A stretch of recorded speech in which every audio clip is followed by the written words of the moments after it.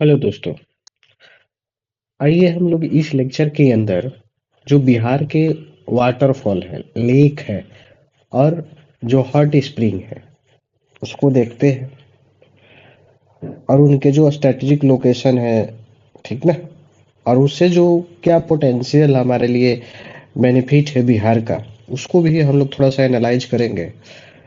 ठीक है, तो आइए हम लोग देखते हैं कि वाटरफॉल, पहले समझते हैं कि वाटरफॉल क्या होता है। ठीक है, तो वाटरफॉल कहने का मतलब क्या है, नाम से पता चल रहा है, वाटर प्लस फॉल। ठीक ना। तो वाटर के क्या है, यहाँ पर गिरना, पानी का कहीं से गिरना। तो पानी कहाँ से गिर सकता है, तो पानी गिरने का मतलब जहाँ अगर कोई रिवर है, ठीक ना, कोई रिवर का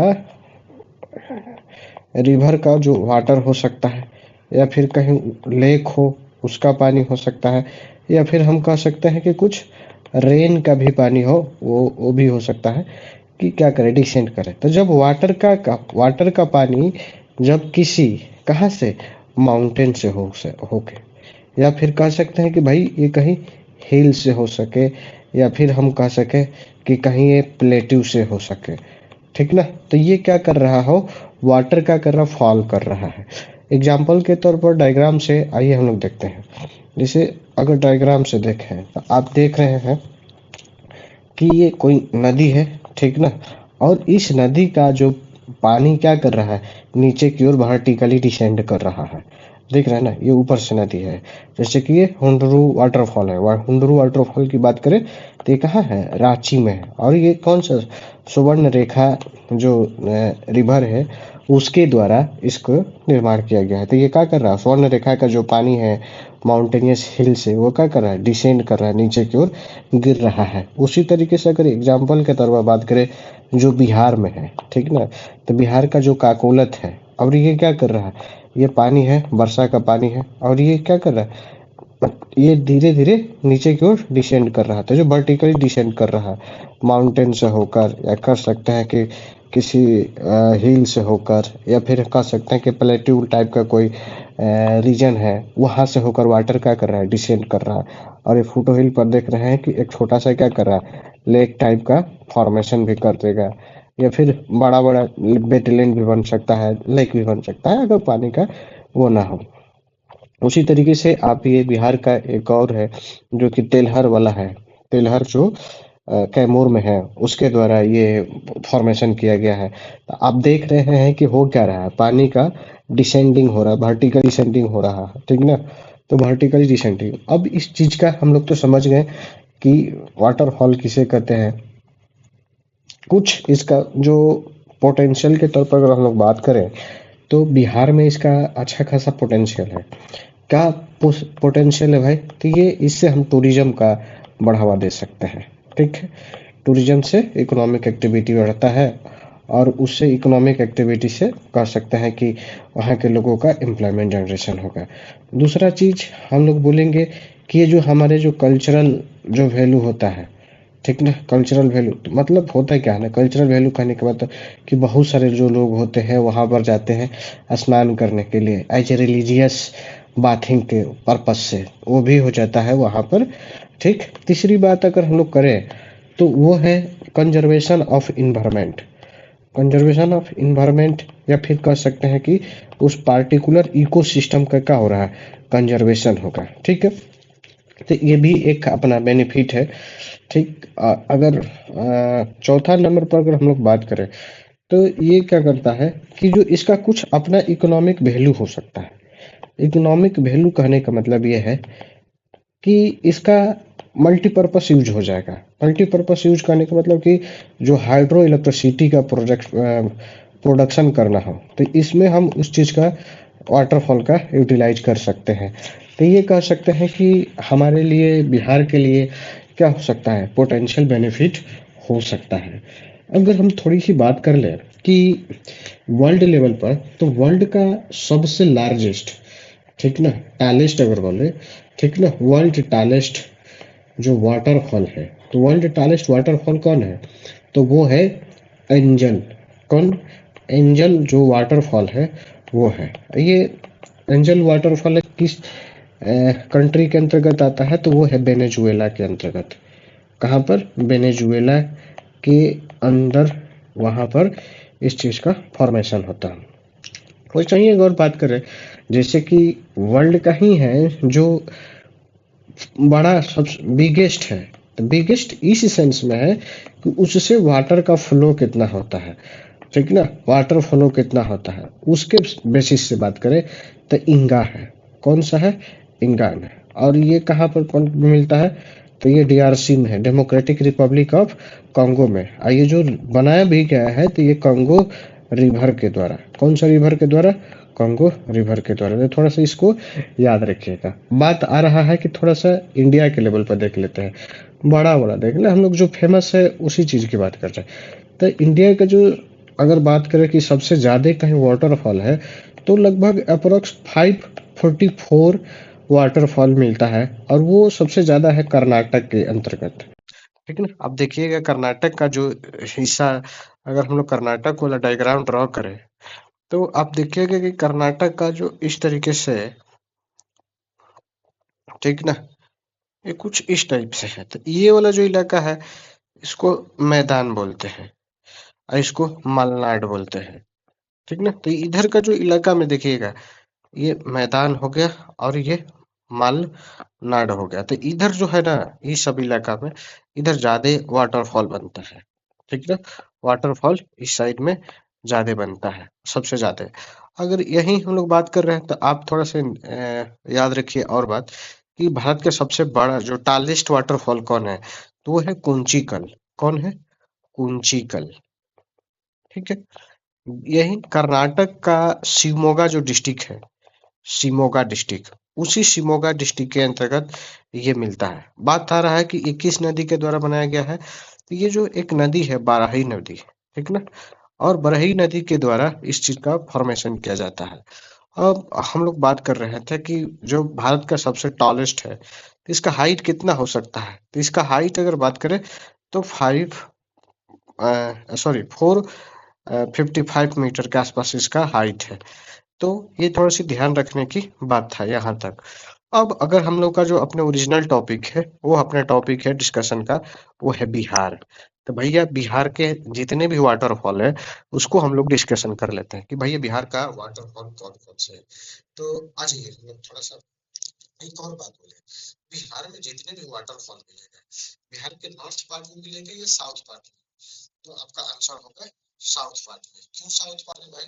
तो अगर हम लोग बिहार का नॉर्थ मैप देखें, तो ये जो रीजन है, ठीक है ना, ये जो रीजन है, ये इतना छोटा लैंड पॉपुलेटेड, और इससे ये जो हम पीछे में देखे थे, ये विंध्या वाला रीजन है, और इधर हम लोगों ने देखा था कि ये धारवाड़ वाला रीजन है। कौन सा रीजन है? धारवाड़, ठीक है, धारवाड़ वाला रीजन है। और इधर अपना जो विंध्या का, सॉरी, शिवालिक जो रीजन है, ठीक है, शिवालिक रीजन, जो जो भी हम अपने बिहार के अंतर्गत मेजर जो वाटरफॉल है, ठीक, तो वो किधर है? वो साउथ बिहार में है, ठीक है, साउथ बिहार में। ठीक, आप अगर कभी ऑप्शन में आ जाए कि, और दिमाग उस समय ब्लैंक हो गया है कि कौन कौन सा ऑप्शन को टिक लगाए, तो आप उस समय याद रखिएगा कि जो बिहार का, साउथ बिहार का जो भी इलाका है, इधर ही आप कोशिश करिएगा कि हम उसमें टिक लगाएं। अगर टिक के साथ जाए तो ठीक ना। अगर ऊपर वाला में ये सब नॉर्थ बिहार का जो डिस्ट्रिक्ट होगा, आप उसको डिस्कार्ड कर दीजिएगा भाई। मतलब कन्वेंशनली ऐसे तो होता नहीं है, क्योंकि भाई प्लेन में थोड़े वाटरफॉल बनेगा, जो भी बनेगा माउंटेन वाला रीजन में बनेगा, हिली रीजन में बनेगा, ठीक है। तो ये आप थोड़ा सा इसे पे ध्यान रखिएगा। बात आ रहा है कि बिहार का जो वाटरफॉल है, तो पहला अगर हम लोग वाटरफॉल की बात करें, तो वो है करकट वाटरफॉल। कौन सा? करकट वाटरफॉल। और ये करकट वाटरफॉल कहाँ है भाई? तो करकट वाटरफॉल जो है कैमूर के अंदर है। कहाँ पर? कहाँ है? कैमूर के अंदर, कैमूर के अंदर। और ये जो करकट वाटरफॉल जो है, जो कैमूर वाइल्ड लाइफ जो सेंचुरी है ना, उसको ये हेल्प करते हैं, करकट वाटरफॉल, ठीक। अब जो दूसरा कोई अपने बिहार में ही, ठीक ना, बिहार के में जैसे कि कैमूर में ही अगर बात करें, तो एक बनता है तेलहर कुआं, ठीक ना। तो तेलहर भी कहाँ मिलता है, ये भी आपका वाटरफॉल जो है कैमूर के अंदर ही है। ठीक है। दूसरा अगर हम लोग बात करें, सॉरी तीसरा, तो उसका नाम धुआं कुंड। कौन सा? धुआं कुंड। और धुआं कुंड की बात करें तो धुआं कुंड कहाँ है, तो बिहार के रोहतास में है। कहाँ मिलेगा, ये रोहतास में। आप ये चीज एनालाइज कर पा रहे होंगे कि हम लोग ने बात किया साउथ बिहार में ही मिलेगा, साउथ बिहार में क्यों मिल रहा है, आपको ये विजिबल हो गया होगा क्यों मिल रहा है। ठीक है। अब धुआं कुंड रोहतास में। एक और बात बोल रहे थे, ज्यादा दूर नहीं है। रोहतास जो सिटी है ना, रोहतास जो सिटी है, रोहतास सिटी से कुछ ही किलोमीटर की दूरी पर है ये धुआं कुंड। ठीक है, तो आप इसको भी याद रखिएगा। वहां पर आप जाइएगा तो टूरिज्म के लेकर आपको थोड़ा सा माइंड का पीसफुल चाहिए, या फिर ये आप योगा वगैरह चाहे, मतलब चाहते हैं जो सिटी जो लाइफ है बिहार में, जो जो तो सिटी लाइफ है नहीं, बट जो भी है उसमें अगर आप चाहते हैं कि थोड़ा पीसफुल, या बच्चों को हम थोड़ा सा टूरिज्म से रिलेटेड हो, या फिर हम बोले तो जो कि इन्वायरमेंटल टूरिज्म है उसको मोटिवेट करे, तो आप यहाँ पर इस लोकेशन पर जा सकते हैं साथ में पेरेंट के साथ। बात रहा दूसरा चौथा नंबर पर, तो वो है मंजहर कुंड। कौन सा? मंजहर जो कुंड है। अच्छा एक और बात, हम लोगों ने वाटरफॉल की बात कर रहा था, ये कुंड है, बात समझ में आए? तो ये वही धुआं कुंड, ये सब वाटरफॉल का ही नाम है, क्योंकि गिरने के बाद वहां पर कुंड जैसा, जो झील जैसा बना देता है, इसीलिए इसका वो नाम पड़ा है। और ये जो मंजहर कुंड है ना, ये किस नदी पर है, तो ये जो नदी है वो कर्मनासा है। कौन सा है? कर्मनासा। नासा हमने बताया था कि जो बात भी किया था हम लोग कि जो कर्मनासा नदी है कहाँ से निकलती है, तो कर्मनासा जो नदी है रोहतास प्लेटू से निकलती है। और इसी रोहतास प्लेटू से जाते हुए एक कुंड थी आपका वाटरफॉल का निर्माण कर दिया, और वो जो है मंजहर। एक और बात अगर बात करें तो जो इसी मंजहर वाटरफॉल के आसपास में होता क्या है ना, रक्षाबंधन का सेलिब्रेशन किया जाता है। किस चीज का? रक्षाबंधन सेलिब्रेशन किया जाता है। तो मतलब कह सकते हैं कि इसका अपना रिलीजियस सिग्निफिकेंस भी है। ठीक है। अगर हम लोग बात करें कि ये अपना फोर्थ नंबर, फिफ्थ नंबर अगर बात करें, ठीक है, तो वो है नवादा। कहाँ है? नवादा के अंतर्गत एक वाटरफॉल है जिसका नाम है काकोलत। मतलब बिहार का कहते हैं कि स्विट्जरलैंड जो है ना, इसी को बोलते हैं, क्योंकि यहाँ पर बहुत सीनिक ब्यूटी का क्रिएशन होता है ये काकोलत के पास में। और बिहार का सबसे हाईएस्ट वाला यही है, बिहार का सबसे हाईएस्ट कितना है इसका, 160 मीटर इसका हाइट है। तो ये आप इसको थोड़ा सा रिकॉल करके रख ले रहिएगा, क्योंकि पेपर में आ जाएगा तो नो वन, कोई नहीं जानता है कि उस समय क्या होगा। ऐसे तो क्वेश्चन बहुत रेयर है आएगा, बट आपको प्रिपेयर्ड होके रहना है, कल क्या जाने कुछ भी हो सकता है। अगर छठा नंबर पर हम लोग बात करें तो सखलधारी वाइल्ड जो वाटरफॉल है। कौन सा? सखलधारी। ये जो सखलधारी जो है ना वाटरफॉल, ठीक, ये इसका सिग्निफिकेंस क्या है कि बिहार के साथ और साथ ही साथ यूपी के साथ ये क्या करता है, मतलब बॉर्डर का क्रिएशन करता है। अब बात समझ सकते हैं। और ये जो बॉर्डर बनाता है कौन सा, ये है किस नदी पर, तो ये है एक बहुत मतलब ट्रिब्यूटरी है, ठीक ना। और वो ट्रिब्यूटरी किसका है? कर्मनासा का, आई थिंक कर्मनासा का है। ये कनहार रिवर के द्वारा इसके निर्माण किया जाता है। ठीक है, तो आप इसको याद रखिए। और सेकंड नंबर पर हम लोग बात करें, सेकंड नंबर पर जो है पारस डी करके वाटरफॉल है। कौन सा है? पारस डी। पारस डी जो वाटरफॉल है, ये कौन सा नदी के द्वारा बनाया जाता है, तो जो नदी बना रही है उसका नाम है बरदा रिवर। कौन सा रिवर? बरदा रिवर। और ये बरदा रिवर जो है कहाँ, सॉरी, ये जो वाटरफॉल का जो लोकेशन है बिहार के अंदर, तो वो है कैमूर। कहाँ है? कैमूर। हम लोग मैप में देख चुका है, आपको मतलब कहने का मतलब है विजुअलाइज होना चाहिए, थोड़ा सा मैप आप रिकॉल करके रखिएगा, यही कैमूर है। और इसी कैमूर में वाटरफॉल है। कौन सा? ये है पारसडी वाटरफॉल।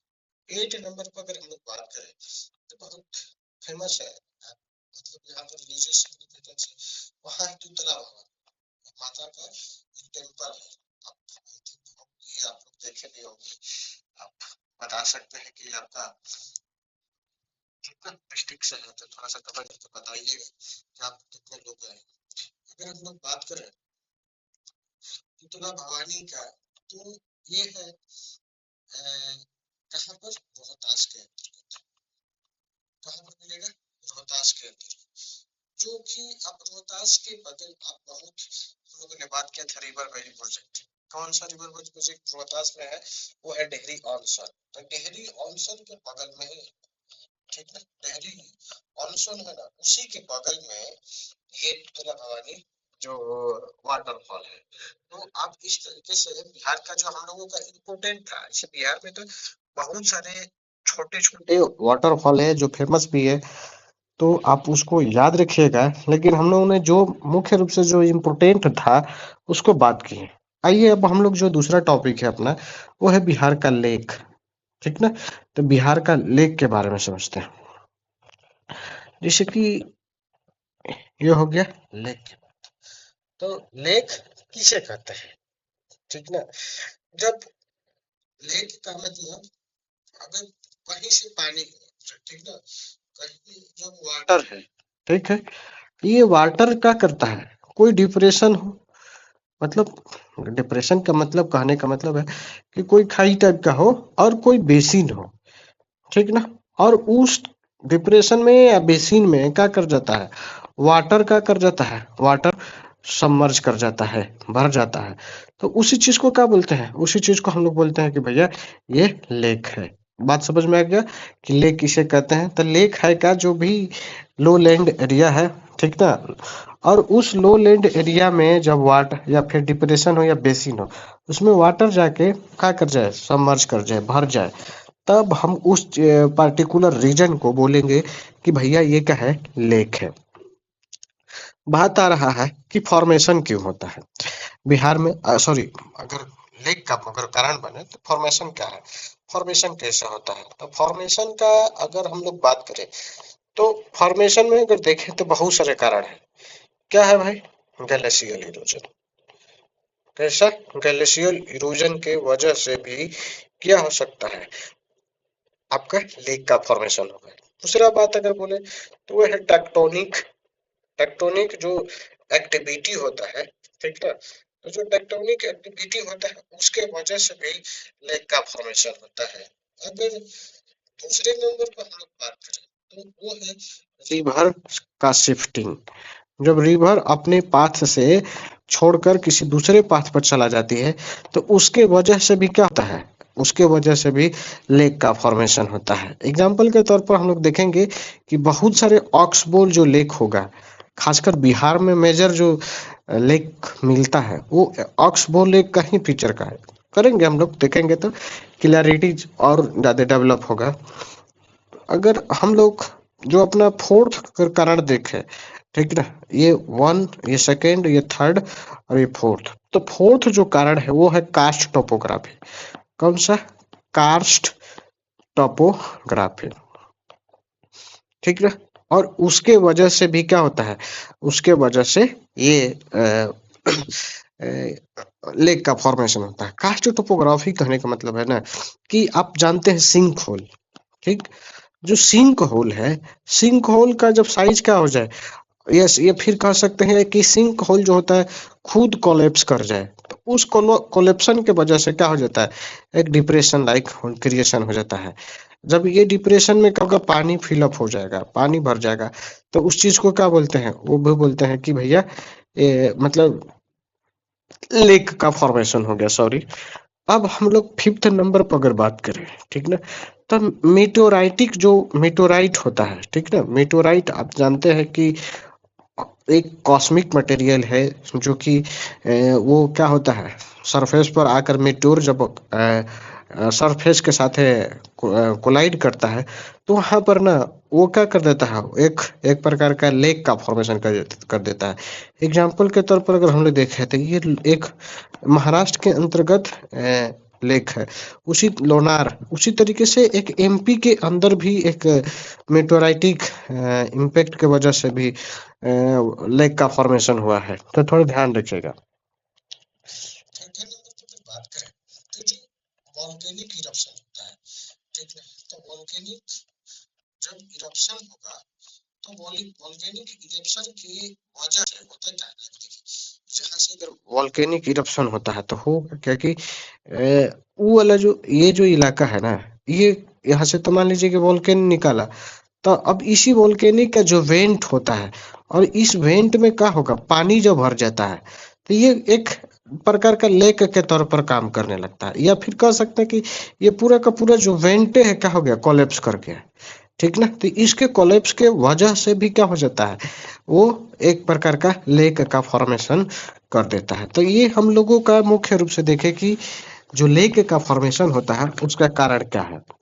अब ये थोड़ा सा एक और है, हाँ एक और अगर बात करें तो एक और हो सकता है कि जैसे कि खासकर अगर राजस्थान वाला जो रीजन है, राजस्थान में क्या है कि बहुत सारे आपको मैन मेड टाइप का, ठीक ना, मैन में जो कि हम लोग आर्टिफिशियल लेक बोलते हैं, आर्टिफिशियल लेक बहुत सारे दिख जाता है, ठीक ना। तो ये भी एक कारण है। बहुत सारे राजाओं ने अगर बात करें तो बहुत सारे राजाओं ने मिलकर क्या किया है, राजस्थान के अंतर्गत उन्होंने लेक का फॉर्मेशन करवाया है, ठीक है। तो आइए हम लोग अगला अपना जो बिहार का इम्पोर्टेंट लेक है उसके बारे में देखते हैं, ठीक ना। तो जो बिहार का इम्पोर्टेंट जो लेक्स है उसके बारे में थोड़ा सा समझते हैं, ठीक।